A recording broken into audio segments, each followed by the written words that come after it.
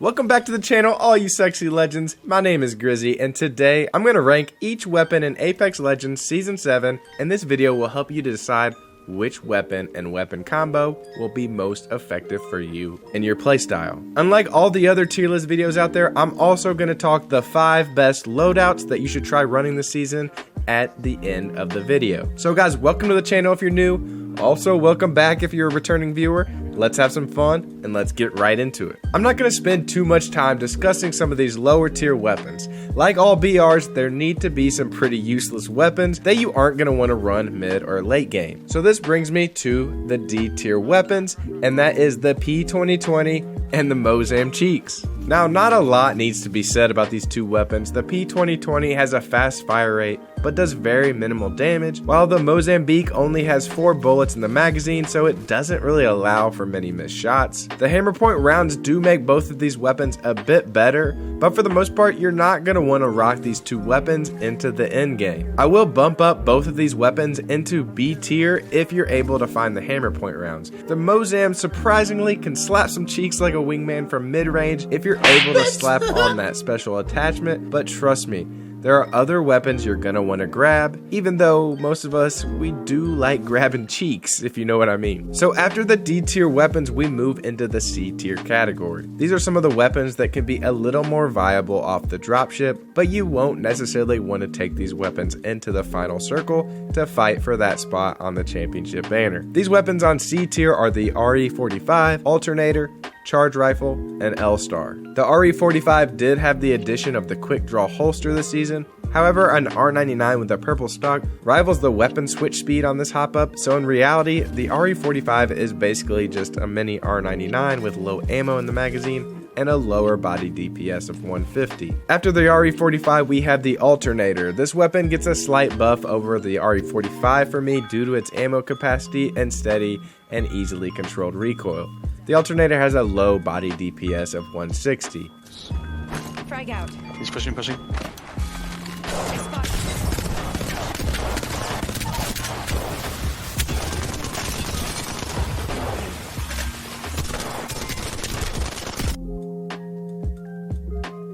After the Alternator, we have the Charge Rifle. This weapon is very easy to use, but honestly, there's some other snipers that hit harder and provide much more versatility. I feel like the Charge Rifle is one of the worst weapons in the game to have when you're in close range fights, and this weapon just absolutely hogs ammo because it uses 2 ammo per shot. And rounding out the C tier weapons, we have the L-Star. The L-Star did receive a buff this season. It has a new recoil pattern that kicks horizontally at first and then settles into a consistent upward recoil, and also they changed the L-Star and the way that it overheats now, but honestly it doesn't support extended mags. It has a high recoil with no barrel stabilizer compatibility.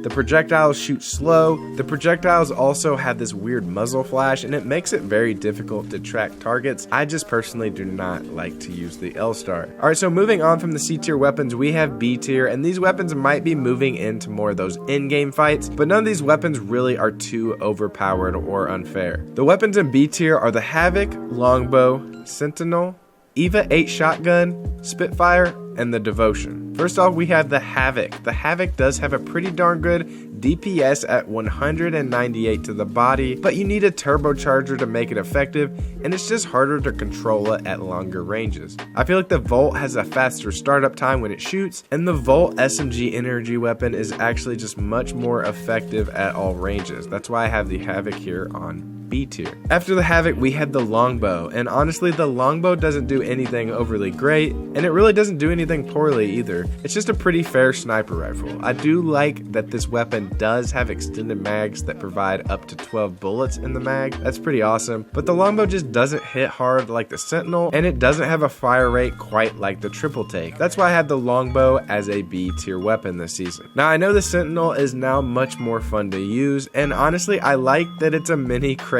on the map at all times, but to me the bullets seem to not connect, and that could be my bad accuracy with snipers, but personally just the Sentinel really doesn't fit my playstyle, and I'm not really going to grab that as a sniper rifle. I just personally think that one down the line, the Triple Take, is just a lot more effective in all scenarios. The Energized Sentinel does have a pure damage increase, making a bonus damage not only to shields but from 70 damage to 88. So if you're wanting to use your shield cells, you can make this thing hit pretty hard. Olympus also is a very good map for sniping due to wide open distances between POIs. Like I said, I would just much rather have the triple take. Now I might get flamed for this next one, but I have the EVA 8 shotgun as B tier this season. Some people swear by this weapon and claim that it's better than the Mastiff, but hear me out, Olympus is so spread out, and I honestly find that having a shotgun sometimes hurts the versatility of your kit or your loadout. A lot of the times you're going to be wanting to rock weapons that are effective at medium ranges and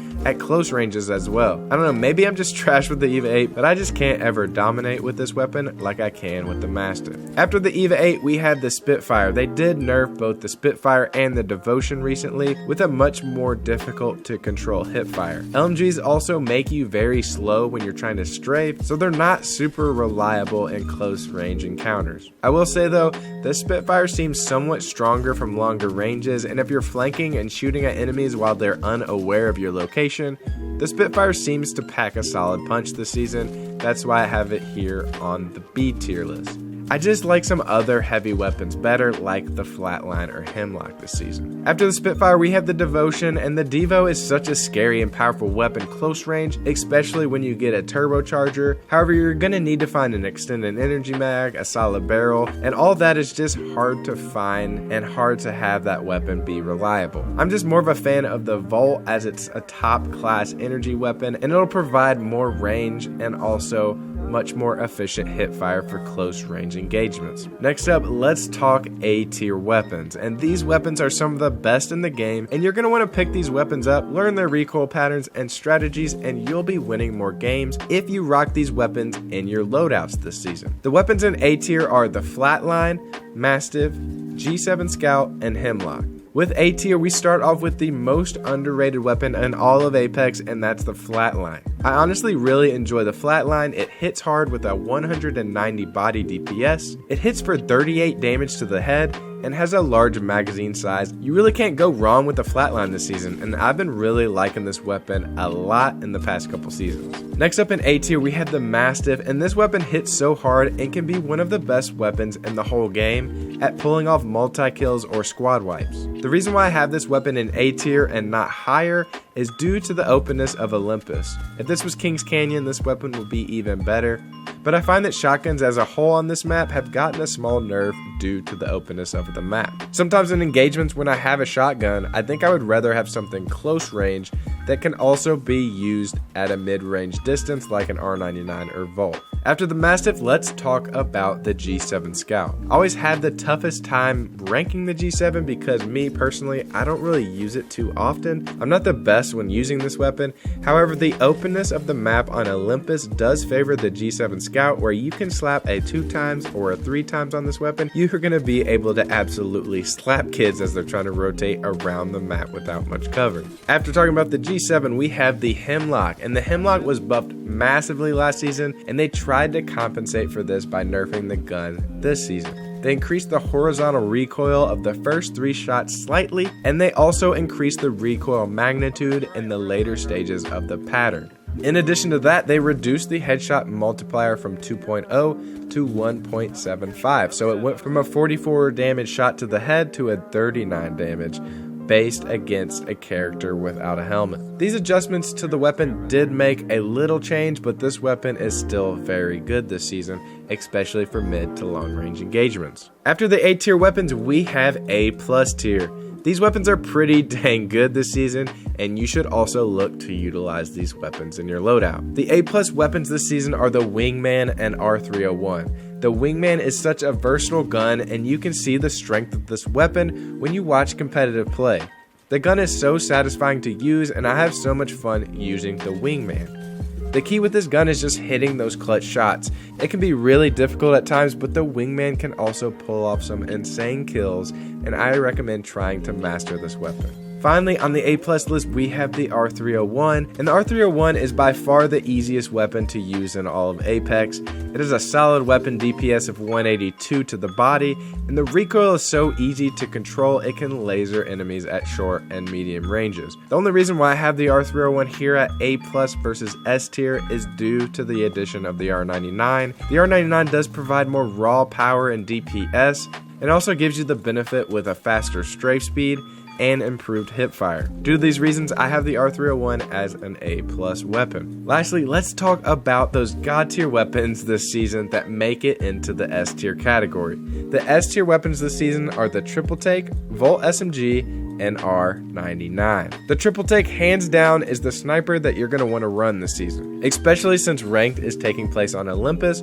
which is such a wide open map. I feel like every team needs to have at least one player that's utilizing the Triple Take to damage teams from all ranges. And that also brings me to another point. While the Triple Take is hands down the best sniper in the game, this weapon has so much versatility. It can hit hard from long ranges, but it can also be very effective with accurate hipfire that you can use close range as well. The versatility of this sniper makes it a clear-cut favorite in the sniper category, and I rank it as an S tier weapon this season. After the Triple Take, we have the Volt SMG. Now you're going to hear me talk a lot about versatility when talking about these S tier weapons, and that's honestly what makes them so good. The Volt is such a powerful weapon because it gives you a weapon that's an SMG, but it can also act like an assault rifle. SMGs in Apex are always powerful because when you aim down your sights, you still have a fast strafe speed, so you're a much more difficult target to hit. The Volt's a weapon that hits hard with a massive 208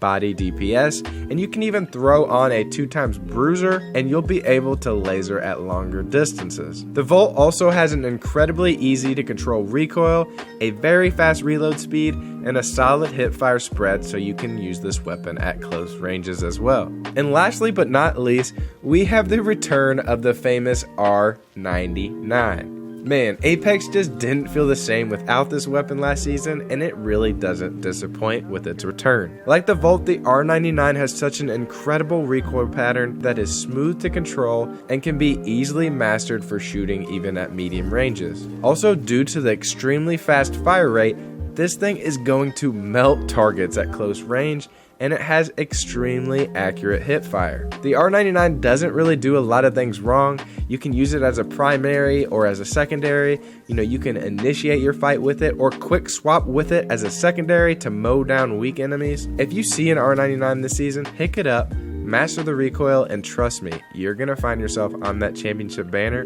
more often than not. Keep in mind, we're not going to be rating the care package weapons in this video. All care package weapons deserve to be in the S tier: the Kraber, the Peacekeeper, and the Prowler. Now, getting into those loadouts that you want to try this season, I recommend pairing some things that are going to cover wide varieties of fights. One favorite of mine is using the R99 and the Wingman. The Wingman can cover more long distance targets, and the R99 is going to help you laser up close. Next up, we have my favorite from last season, and that is the R301 and the Mastiff. The R301 can act as your medium to longer range weapon, and then the Mastiff can damage people heavily up close and knock down and finish off your enemies. What about pairing the Triple Take with the Volt SMG? The Volt SMG can act as your close range weapon, your medium range weapon, and the Triple Take, you can use it like a sniper, or heck, you could even use it like a short range shotgun for engagements. The Volt Triple Take is a combination that you should also try out this season. Next up, let's pair the Hemlock with another hard-hitting gun like the R99. The Hemlock can do lots of damage at medium ranges, and then you can quick swap to that R99 and hit fire and laser those targets up close. Another great combination of weapons is the Flatline and the R99. The Flatline is going to be your assault rifle that you can also be aggressive with and hit fire close range, but then you can also switch to your R99 and end people's careers. Alright guys, so those are 5 loadouts that I recommend trying this season. They're all going to be fun. They're all going to help you to win more games. And what do you guys think about my weapons tier list for Season 7 of Apex Legends? I want to hear your all's opinion, so make sure you comment down below. What do you disagree with? What do you agree with? Post your comments in the comment section. Let's talk about the weapon meta this season. And as always, I hope you guys enjoyed the video. Make sure you guys slap that like button and subscribe to the channel for tons and tons of more content this season. And guys, I'll catch you on the next one. I'm Grizzy, and I'm out.